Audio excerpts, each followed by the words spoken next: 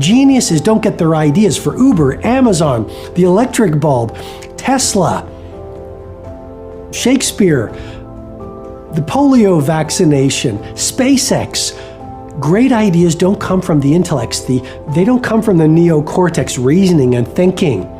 All great heroes and great inventors and great creators dialed into something deeper. When you get out of your neocortex through solitude and my life structure that I teach called the tight bubble of total focus, and when you get away from distraction and you immerse yourself in deep creativity and creation, and you find your laboratory, or what I call your Menlo Park, like Edison had his Menlo Park, which was with the wilderness away from the world, what happens?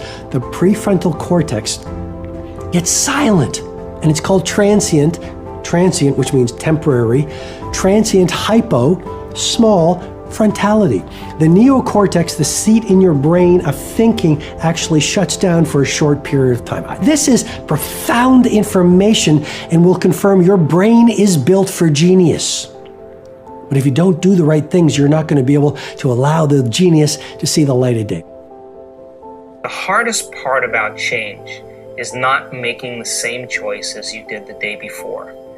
And the moment you decide to no longer think the same way, make the same choice, act the same way, create the same experience, or live by the same emotion, it's going to feel uncomfortable. It's going to feel unfamiliar. There is going to be a certain amount of uncertainty and unpredictability. And the moment you feel uncomfortable, you just stepped into the river of change. Now, most people, the moment they feel uncomfortable, they return back to the familiar state of the mind and body. They start thinking the same way, acting the same way, feeling the same way, and they say, this feels right. No, in fact, that feels familiar. Now, going from the old self to the new self is the neurological, is the chemical, is the biological, is the hormonal, and even genetic death of the old self. That void, that place of uncertainty, that unknown, is the perfect place to create it. And if you and I can become comfortable in that unknown and begin to decide who we do want to be. In other words, many people say when they're in that unknown, I can't predict my future. This doesn't feel right. Well, the best way to predict your future is to create it, not in the known, but in the unknown. So what if you said now, what thoughts do I want to fire and wire in my brain?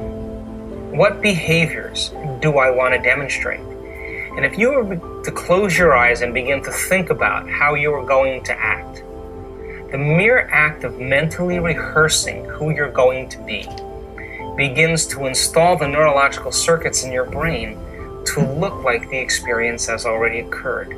Now, what that means is that the brain is primed in its circuitry to no longer be living in the past, but now living in the future. I think that success is a process. And I believe that my first Easter speech in the Kosciuszko Baptist Church at the age of 3.5 was the beginning. And that every other speech, every other book I read, every other time I spoke in public was a building block. So that by the time I first sat down to audition in front of a television camera and somebody says, read this, what allowed me to read it so comfortably and be so at ease with myself at that time was the fact that I'd been doing it a while. If I'd never read a book or I'd never spoken in public before, I would have been traumatized by it. So the fact that we went on the air with the Oprah Winfrey Show in 1986 nationally, and people say, oh, but you're so comfortable in front of the camera, you can be yourself. Well, it's because I've been being myself since I was 19.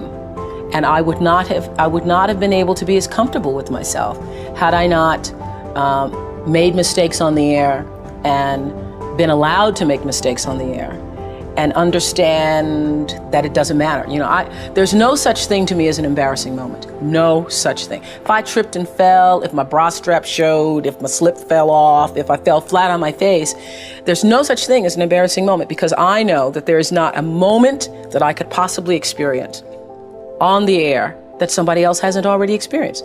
So when it happens, you say, oh, my slip fell off. And it's no big deal. I mean, like, I was on TV the other day and somebody says, oh, Oprah, you have a run. Have you not seen a run before in your life? Well, I get them too, let me tell you. So, I mean, I can't be embarrassed. I can't be embarrassed. Now, when I first started out, that was not true, because I was pretending to be somebody I was not. I was pretending to be Barbara Walters. So I'd go to a news conference, and I was more interested in how I phrased the question and how eloquent the question sounded, as opposed to listening to the answer. Which always happens when you're interested in impressing people instead of doing what you're supposed to be doing. And it took me a while. It took me messing up on the air during a live newscast. I was doing a list of foreign countries, and there was all these foreign names, and then Canada was thrown in, and I called Canada, Canada. And I got so tickled that I called Canada. I go, that wasn't Canada, that was Canada. Excuse me, that wasn't Canada, that wasn't Canada, that was Canada.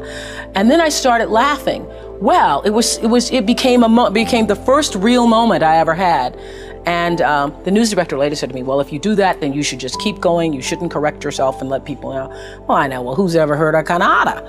So that was, for me, the beginning of realizing that, oh, you can laugh at yourself and you can make a mistake, and it's not the end of the world. You don't have to be perfect.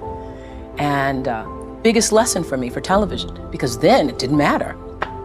It didn't matter. Oh, sorry, bra strap showing.